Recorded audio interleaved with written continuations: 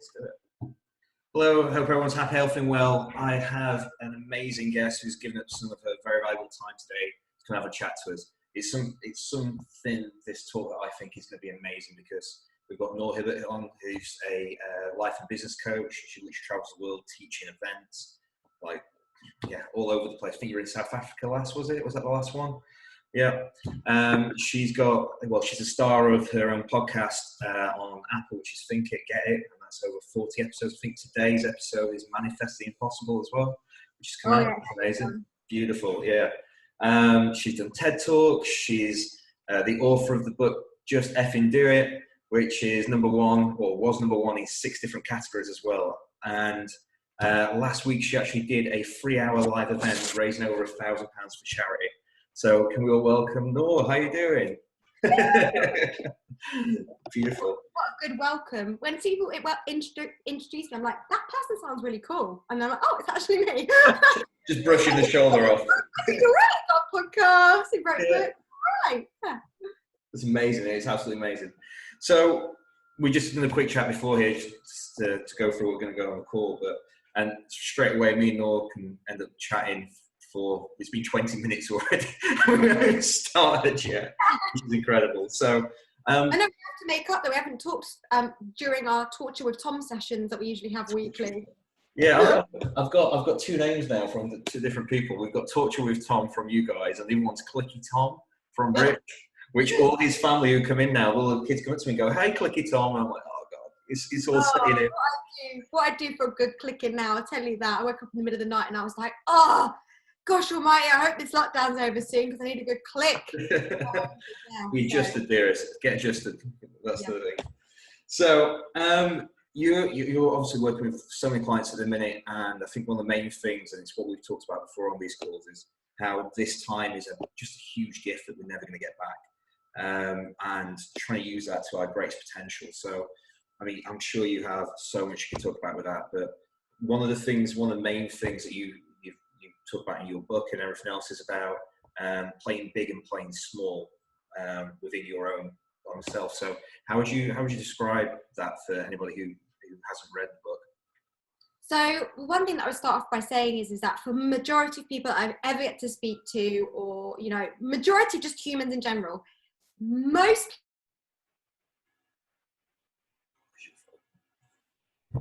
is like there's something more, like, is this really it? I wake up, I go to my job, I come back home, I make my dinner, the weekend comes, might go out for a drink, and right, okay, it all starts again. You save up for one holiday a year, you put your money in your pension, you retire, you have a cruise, and then you die.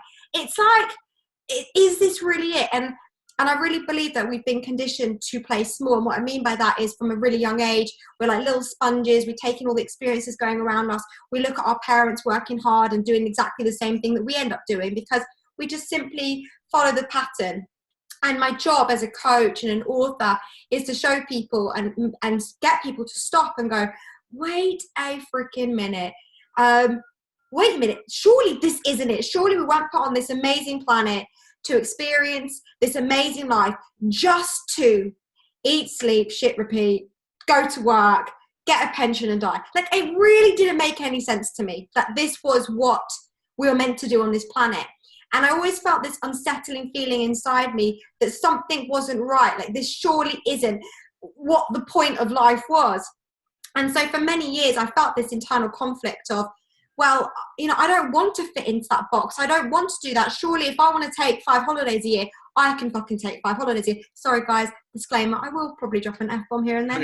I should have at the beginning, there will be if there's any kids, and every time I do anything, I'm like, if there's any kids in earshot, either put some earphones in when you listen.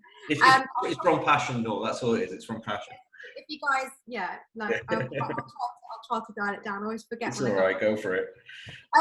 So I basically decided, I don't want a life where I have to do what other people want. And this was triggered mainly because when I had my first daughter, I was like, I want to be at home with her. I want to be a mum. I want to be with her. And of course, like everybody, 9 months happens, or for me, it was a little bit longer than that because I tried to start up different businesses, didn't make any of the success of them. And I was like, I want more from my life. I want to be at home with her. I don't want to have to go back to my job, but I had to. Because why? We needed the money, which is a story for everybody that I speak to. So off I went back to my job, and I remember really just sitting in my car, crying my eyes out. I dropped her off at nursery the first time. Sorry, can you hear my kids are going mad in the background? I dropped her off at nursery 7 years ago, and she was screaming, and I was screaming. Like, well, I wasn't screaming. I was like screaming inside, like, no. I got in the car and I was just crying. And I remember just thinking, this is not what I want my life to be like. This is not what I signed up for, and I'm certainly going to try to figure out a new way. And the cogs started happening, and I talk about this in my books. If you're interested, you can go and read. So cogs started ticking, and stuff started happening, which led me to realizing, like, I'm ready to play big. And if it's not for me, I'm doing it for my kids. And my kind of back was up against the wall, a bit like for a lot of people right now with what's going on in lockdown, with what's going on with COVID-19, their back's against the wall. And now it's like, am I going to use this time to do something and change my life? Or am I going to use this time to go down like a rabbit hole of misery? And for me, I was 31 weeks pregnant with my second daughter. I was in intensive care, in the labour ward, being told your baby's going to go in intensive care because you're going into early labour. I remember being in the hospital bed going, just whatever happens, please stay in, and I promise you, I'll do whatever it takes to look after you, blah, blah, blah. She stayed in for another 8 weeks. She was perfectly healthy born, and I actually quit my job at 31 weeks pregnant, which was causing me stress, with no maternity pay. And I went, F this shit, I'm starting up my own business.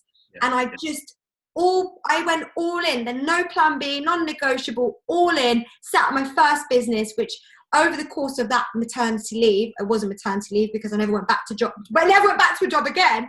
You know, I quit my first 6-figure business, which is just crazy. Like, I am not anyone special. I've not got magical powers. I don't have unicorn crap going through my blood. I'm literally just a little girl who decided to take action and followed her gut feeling. So that's what happened. And then fast forward, that was my first business. Fast forward, I then took kind of what I call heart hustle and intuitive guidance to set up my second business as a coach. And almost 4 years later, here I am having a conversation with you, Tom, about playing big. And I really, truly believe, and this is the kind of the message that I've been sharing with all of my community recently, is, you know, you don't have to go and do something with this time. You can just sit back, chill out, take some time out for yourself, restore, reset. Or if for those of you that have had these dreams that have been on a shelf because you've not had enough time and I'll do it tomorrow and I'll do it next year, this is also could be the perfect opportunity to go, I'm at home. Why not invest in myself? Why not finally take those steps to build a business? That's what, 126 new people in my community signed up to work with me in the last 3 weeks to do exactly that, because they're choosing to use this time to play big, to stop living the life they thought, because this time has given them time for reflection. So it's like whether you're going to be the effect of this or you're going to affect yourself at the back end of this period. It's amazing. Absolutely. So a lot of people might not know they're playing small. It might just be so in a fear state or carrying everything else, so they may not actually realize that they're in that state of life and vitality.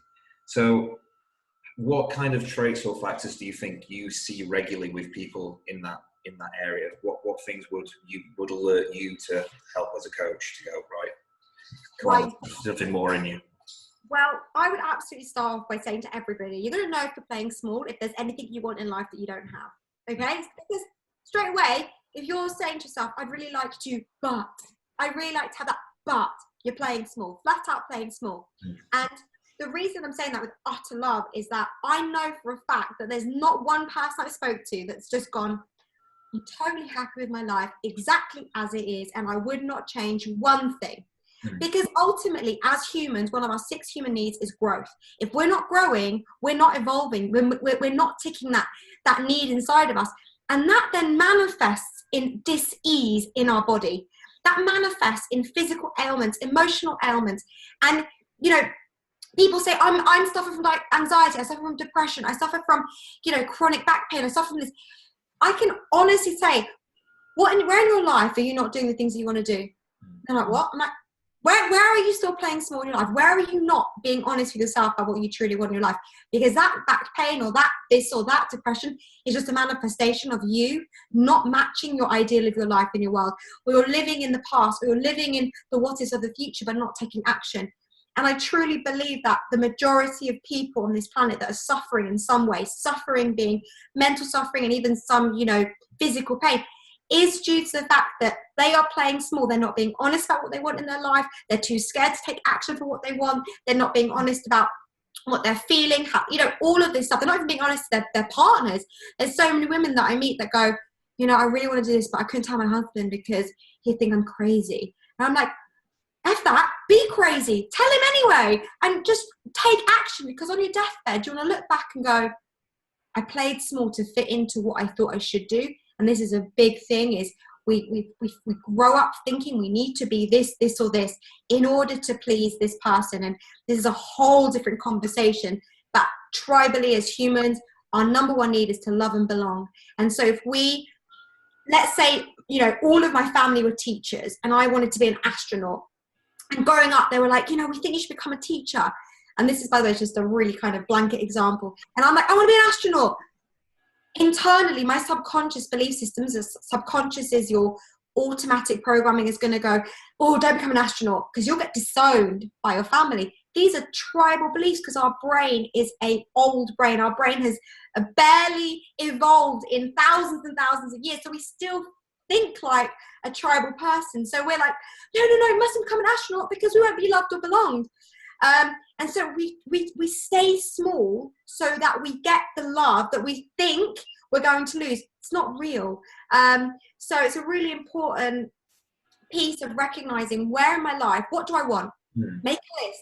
What do I want? And if people say to me, I don't know what I want. Okay, what's going on in your life right now that you don't want? Oh, I don't want to be overweight. I don't want to only have, £10 at the end of every month. I don't want, okay, brilliant. Let's start with that. Now flip that.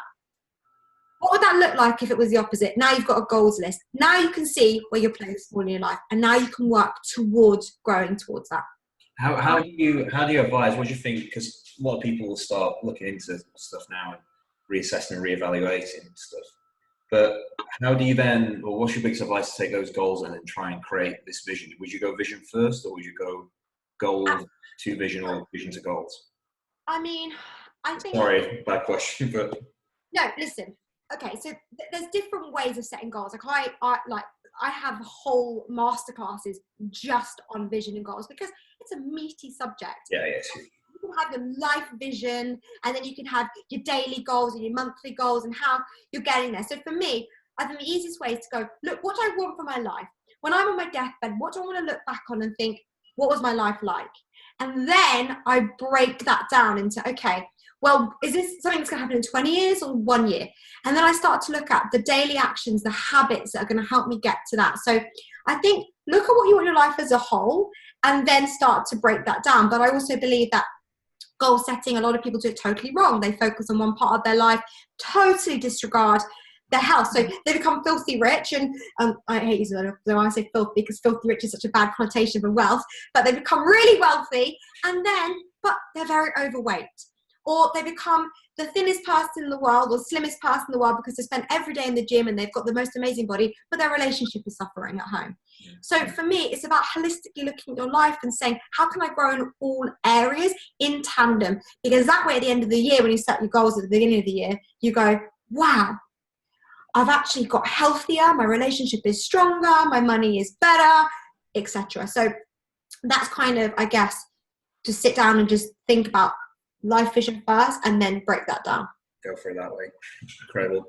Like, obviously, trying to keep level mindset through this as well is going to be huge. And try and build consistency. At the minute, if everyone's listening, if you go to thisisyourdream.com, which is Noor's website, there's morning meditation on there, motivation meditation. Is that right? Which people can download. Yeah, and it's a freebie that I give, and it's about really tapping into what you really want for your vision for your life.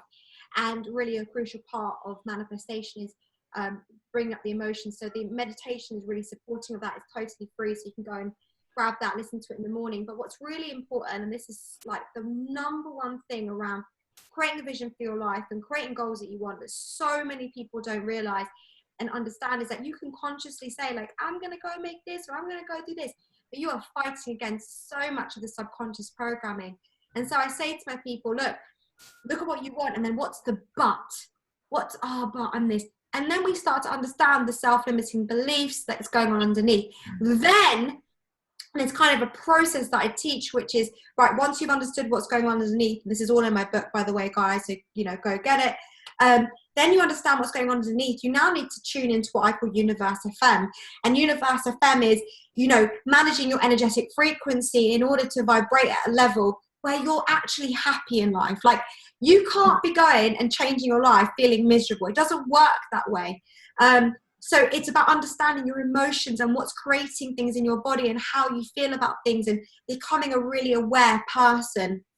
And then after you've done those steps, it's taking action. So many people I know are like, I've been trying to manifest this money this month. And I'm like, so what have you done? They're like, I meditated. I'm like, that's not going to work. Like, we've been given a physical body to take physical action. So I'm a big believer in really utilizing strategy to create the things that you want. You want to lose weight? Get a gym plan, get a trainer. You want to learn how to save money? Get someone that teaches that so that you can actually do it. You want to learn how to make money or build a business? Get a mentor. You've got to take action to create those goals. I think as well, some people don't take action on things because sometimes they want to work to the nth degree to make something perfect before they do. And the thing that we always see is like, just why are you trying to redesign the wheel? Like, use somebody else with a skill set to elevate you to that point. And I think some people do feel guilty, especially to say if someone's energy is low or they're in that wrong mindset, they'll probably go, well, the other one that we see often is that wouldn't work for me, not just but. And that shuts down that mindset straight away. And even just going through the mechanics of doing an action, physically doing an action, will then create momentum for you to become normal routine for you. So especially when some people are going, oh, well, I don't want to do it, I don't want to fake it. Well, you should definitely fake it until you make it. People look down on that sometimes, but going through the routines actually builds those thought process of physical being, which is huge. So confidence builds competence, and competence builds confidence. It's a vicious cycle. So unless you take action, and I get so many people, but I can't start a business, I'm so scared of this. Well, just put one step in front of another and just do that. Stop thinking about the Everest. Stop thinking about making £20,000 a year. Think about making £1 first. And then, once you make that, think of making £10. And when you make £10, think of making £100. And start teaching your brain what is possible, because your brain simply works to keep you safe, not happy. And so when it senses any sort of danger, which is, setting up a business or going to the gym to lose 20 pounds, which, believe you me, your brain will sense as a danger if it's not normal, it's going to shut it down. It's like a virus sign on your computer. One of them Trojan horses, like, shut this down. This isn't safe. She can't be size 6. She'll get, judged by someone.